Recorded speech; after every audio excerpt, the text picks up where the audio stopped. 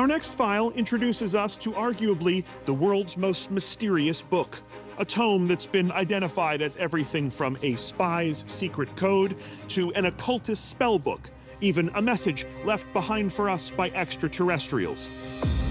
It's 1912, and I'm in Italy on the outskirts of Rome, where a Jesuit college is selling off old manuscripts to the highest bidder.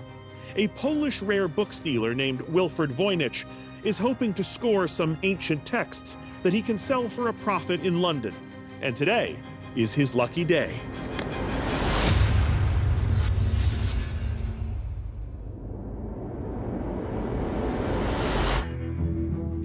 While rummaging, Voynich finds a strange book. When he opens it, it's like traveling into another universe. It contains cryptic diagrams and strange illustrations. The book is written in an unknown language that is so mysterious that for over a century it has defied all attempts to translate it, and its author remains unknown. Now, researchers have uncovered new clues that will help reveal whose hands wrote the world's most enigmatic book and what secrets it contains. Voynich is no amateur when it comes to books. He's dedicated his life to buying and selling rare and unusual texts. But even with all this expertise, he still can't make sense of this mysterious tome. Inside the book, he finds a letter dated August 19, 1666, from Bohemian physician Johannes Marcus Marzi, seeking help from a friend in deciphering the baffling text. It's a mystery, the letter says, on par with the Great Sphinx. This letter is the first clue in an international detective story that will occupy Voynich for the rest of his life, and the rest of us for over 100 years. What does this strange text say, and who wrote it?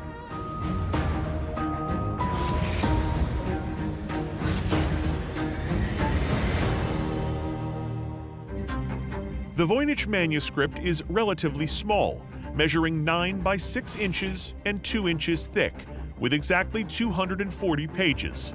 Each page is made of calfskin parchment and is densely covered in cryptic looping script alongside bizarre illustrations. Depictions of strange plants that don't match any known species, peculiar scenes of nude women bathing in pools, even a 6-panel fold-out that looks like the coolest board game you've ever seen. Though the artwork is vivid and strange, it's the cryptic, indecipherable script that captures the most attention, eventually becoming known as Voynichese. I would love to have a secret language named after me, but Gatesese doesn't really roll off the tongue. As for Voynichese, I will say that I have spent a fair amount of time with this, and well, I'm stumped. It really is as puzzling a text as anything I've come across. Luckily, Voynich finds a clue. Within the pages of the book, he finds a letter, written in Latin, that mentions the author was possibly the 13th century philosopher and alchemist Roger Bacon. Bacon is an interesting guy, to put it lightly. He's a Franciscan friar by day and dabbler in forbidden knowledge by night. Oh, and he's really into magic and using ciphers to encode texts. Voynich decides that if Bacon is the author, then he has his hands on a secret manual of alchemy and magic, filled with powerful and perhaps forbidden formulas. Voynich is also excited because that's something he should be able to sell for a significant sum. With Europe being consumed by World War I, Voynich realizes that if he wants to make a sale, he needs to travel somewhere safer. With book in hand, he heads to the land of opportunity, the United States. Once in America, he opens a bookstore in New York City and tries to attract wealthy collectors. But he gets little interest in this rare book because, of course, the text is unreadable. So in 1915, Voynich departs on a tour across America, trying to woo top libraries and museums, offering them the book for a special but still expensive price.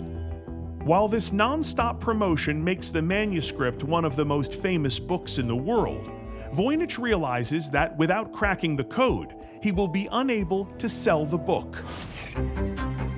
He knows whatever this book is, he's got something special on his hands. But all of his efforts to publicize the book unintentionally attract a different audience. After all, World War I is still raging, and the authorities are alerted to this suspicious foreigner. In 1917, Voynich gets a knock on the door. In walk the feds.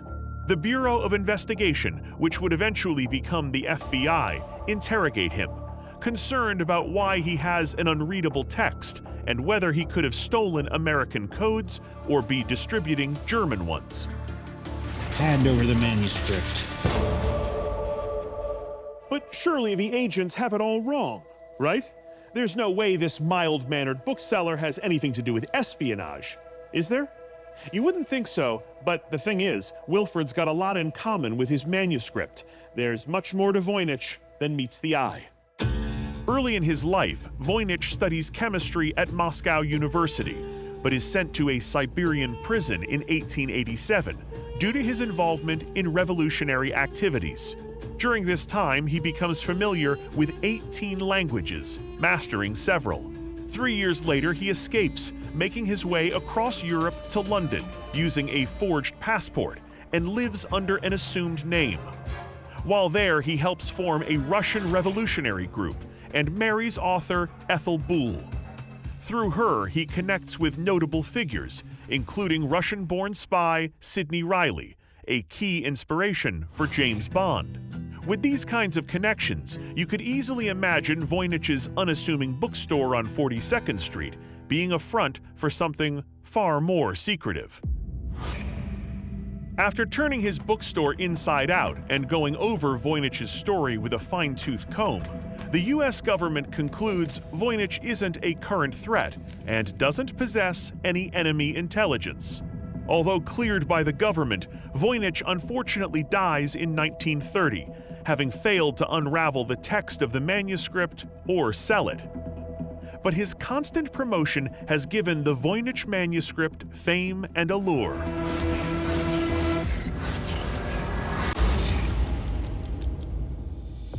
The greatest code breakers in the world, many of them heroes from World War II, take a crack at the manuscript. British genius Alan Turing, who would go on to break the Nazis' Enigma code, finds the book impenetrable. U.S. national security cryptographer William F. Friedman tries transcribing the words into Latin characters, but he too is ultimately stumped. Over the next several decades, the greatest code breakers in the world use increasingly cutting-edge technology to decipher the manuscript. But it remains a mystery. Many believe the Voynich manuscript can't be cracked. That is, until now. The mystery of the Voynich manuscript has stumped scholars for over a century. Then, in 2009, a new revelation. Researchers at the University of Arizona carbon-tested the calfskin pages, dating them to 1404 to 1438 AD. This means Voynich's theory of Roger Bacon and a manual of magic is off the table. Unless Bacon invented time travel too, there is no way a 13th century philosopher could write on something from the 15th century. With Roger Bacon out, researchers propose other potential authors, like John Dee, the occult advisor to Queen Elizabeth I, who had a reputation for magic and secret texts. Or Leonardo da Vinci, whose cryptic mirror writing and illustrations resemble the Voynich style.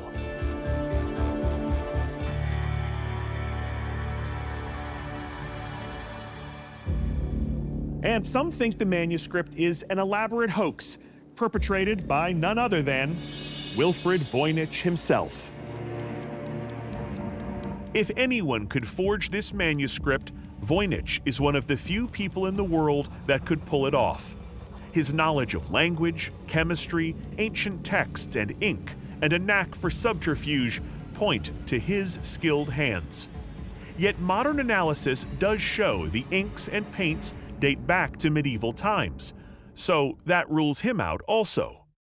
Now, a recent book published by scholar Stephen Skinner could reshape our understanding of this enigmatic text.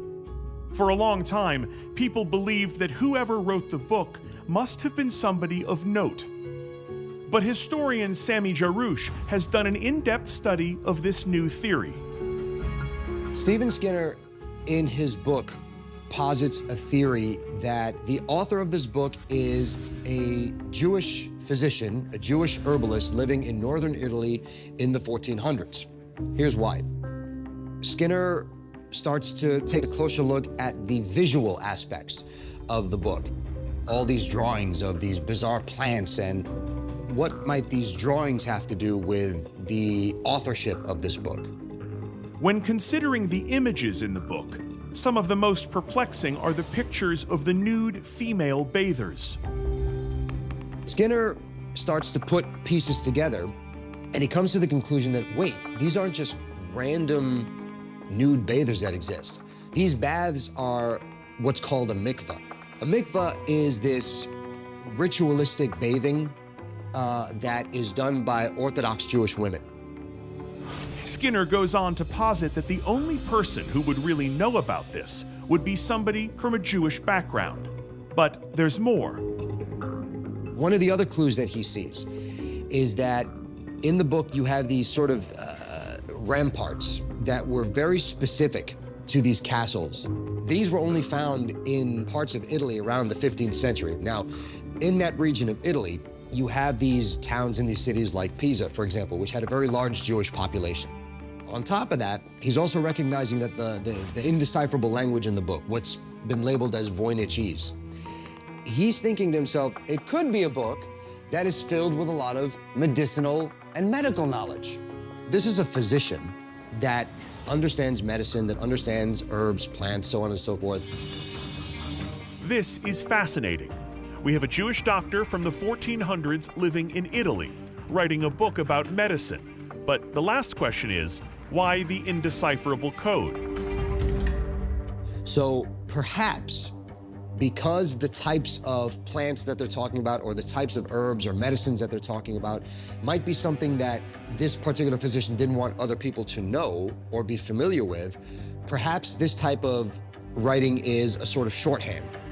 So in a sense, it's a way to try to keep his secrets for himself, so that potentially this physician could stay ahead of his competitors because they have this potentially secret knowledge that they've written down in this book.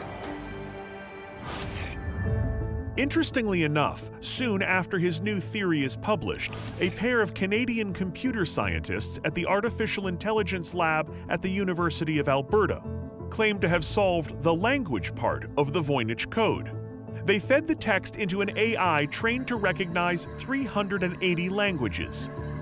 The AI's analysis of letter frequencies suggested the text was coded in alphagrams, where letters are shuffled and vowels are omitted.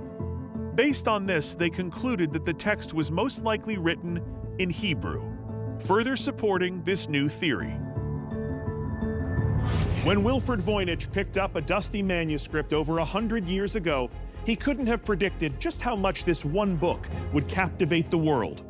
The newest evidence suggests the author of this incomprehensible text was not a magician, not a spy, not an extraterrestrial, or even Voynich himself, but rather a doctor.